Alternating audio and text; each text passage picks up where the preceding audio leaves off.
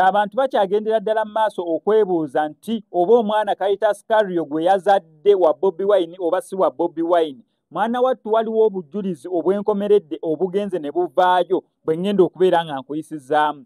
Kyokka labayo ate embeera eno weegenza okubeerawo nga ne Bobi Wine avuddeko mu ggwanga erya Uganda. Nera abajjonkezi oba abatokomosi b'omugambo ne batutegeeza mbu Bobi Wine yagenze kubeera nga alaba ku mwana Caritas Carrio gwe yamuzaalidde ow'obulenzi. Nkiddamu nkugambye abajjonkezi n'abantu ababelieving nti oyo mwana wa Bobi Wine bo eyo perspective gye balina. Naye nga mazima gali nti Bobi Wine ali mu ggwanga lya London, Caritas Carrio ali mu USA, United States of America. Bo bagamba yes agenzeeyo gy'ajja okuyitira agende mu America akomewo mu ggwanga erya Uganda. Kyonna kye kiri tetumanyi naye nga kitumanyi nti Bobi Wine yagenze ku mirimu emitongole mu ggwanga erya London. However, kigenze otuukawo nga ne Caritas Carrio akamala okubeera nga azaala kati bali ne bakiconfirming ddala nti omwana wa Bobi Wine era Bobi Wine yagenze kubeera nga alaba mwana we. Eyo si ye point. Eno so sandiyagadde nakugikola naye mutyaba ali nkubya. Yangambye SMS genda okolera abantu babuulire abakkiriza bakkiriza abatakkiriza tebakkiriza kubanga nange simanyi kituufu. However, waliwo n'avuddeyo n'obujulizi obwenkomeredde naye nga atutegeeza nti ddala kituufu omwana waani wa Bobi Wine nange kyenziza okubeera nga mbayitiramu. So point eriwo nti ono yawandiise agamba nti Bobi Wine and sidekick Caritas Carrio welcome the baby boy. Bo Caritas Carrio ne Bobi Wine bayaniriza omwana waabwe ow'obulenzi. Yawandiise agamba wati Robert Kyagulanyi Ssentamu, popularly known as Bobi Wine, the president of the National Unity Platform, NUP, is reportedly celebrating the birth of a baby boy with Sharita Nabosa, also known as Caritas Carrio, a woman residing in the United States. The Bobi Wine ne Caritas Carrio abeera mu ggwanga erya America abaawolokaaminze omwana ow'obulenzi. Wanawandika ng'agamba this news which has circulated widely on social media has raised questions regarding politicians' personal life. Nti amawulire ganeena agabutikidde social media platforms ez'enjawulo manaatu gatandise okuleetawo ebibuuzo eri Bobi Wine obulamu bwe obw'omunda. Wano wansi ne bagamba according to sources including a purported friend of Nabosa amanyikiddwa nga Shanita Namutebi, ti mukwano gwa Caritas Carrio amanyikiddwa nga Shanita Namutebi. The relationship between Robert Kyagulanyi Ssentamu and Nabosa allegedly began after the 2021 general election. Omukwano gwa Caritas Carrio ne Bobi Wine gwatandika naddala awo ng'akalulu ka 2021 kali mu kubeera nga katandiikiriza. Wanagamba Namutebi claims that her friend became close to Kyagulanyi during one of his financial mobilization trips in the USA. Nti omukwano gwa Robert Kyagulanyi Ssentamu neno Caritas Carrio gwatandika muzimu mobilization Bobi Wine yakola South Africa mu America London, yagenda nga akunga abantu okubeera nga basonda akasente akanamuyambako mu campaign za 2021. Mbu omukwano gwe gwatandika. Kyokka ate naffe ku social media tutandika okulaba ebifaananyi bya Caritas Carrio wamu ne Bobi Wine, people power bambadde zibaleti near around that time. So wano wansi ne bongerayo ng'agamba nti Sharita and Bobi Wine hit from the word go. My friend was kanakagamba sikamanyi we bakasoma smitten simano kyekategeeza kali SMITTEN. My friend was smitten by Bobi Wine. She first hid her relationship from me, but the way she kept on talking about him, I suspected it was just more than a normal relationship, Namutebi stated.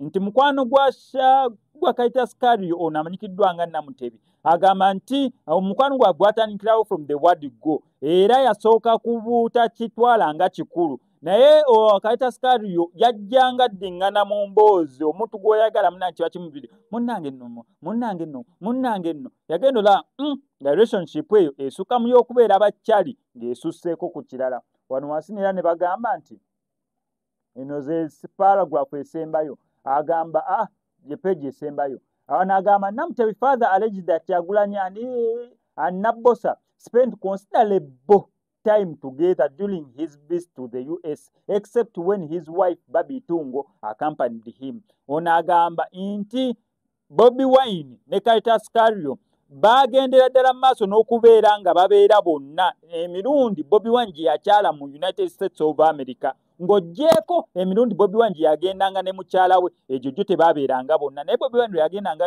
yekka baateranga nnyo okuspendinga time ye ne ono omukyala amanyikiddwa nga Caritas Carrio wansi neera Namutebi atutegeeza Namutebi gwe twogerako mukwano gwa Caritas Carrio yali mu kubeera nga anyumya emboozi eno walino wansi neera n'agamba Namutebi claims that Kyagulanyi spent significant time with Nabosa during the NUP Diaspora Convention ya 2024 in Chicago last August.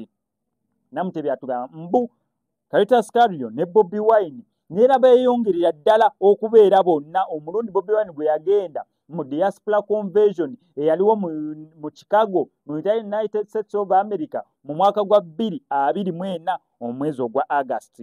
Katubaleebalemu okuva ku August, September, October, November, December, January, February, March. Egiba myezi emeka? Myezi 8. Ate omukyala azaalira ku myezi emeka? Wakati w'emyezi 8, 9 oba 10.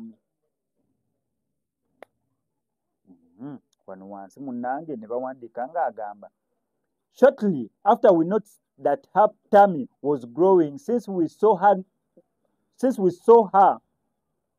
with no other man around her, I pushed her to tell me the man responsible, but she kept it a secret until she gave birth. I overheard her on phone talking to Bobi Wine, and she told him she needed a name for their baby boy. Ono Namutebi neera agamba mbu bagenda okulanga olubuto lwa Caritas Carrio lweyongera okubeera nga lukula luzimba bamubuuza waayi ani adi responsible kwolwo olubuto kubanga ffe wano tetutera kulaba na musajja sinti oba ogenda out oba ogenda ku date tetukulanga ng'okyaza musajja wadde omusajja ayingireewo owaayi tubuulire mbu Caritas Carrio n'agaana okubeera nga ababuulira taata w'olubuto. On top of that yasembyeyo okuwulira Caritas Carrio ng'ayogera ku ssimu ne Bobi Wine Caritas Carrio ng'amaze okubeera ng'azaala ng'agamba mbu Bobi Wine owaayi wotubuulira erinnya Nenda nenebuuza once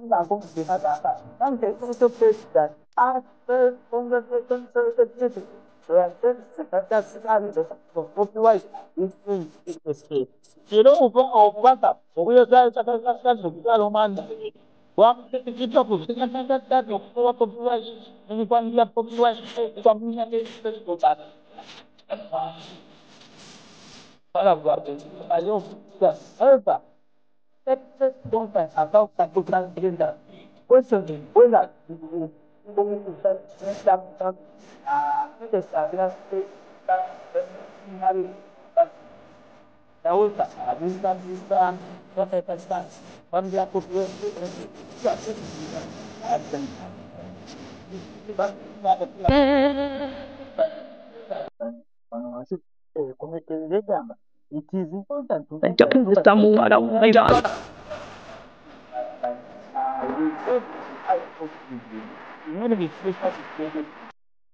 ebigambo byange saagala onteeke mugambo mukamwa ebigambo bijje ku peegi emu ereeta obujulizi nga ya Daily News UG nga yo ereese obujulizi obwenkomeredde obulaga nti ne Robert Kyagulanyi abanyi gwe bamanyi nga Bobi Wine ne Caritas Carrio omwana gwe balina waabwe nga neera information eno bagijja ku Namutebi mukwano gwani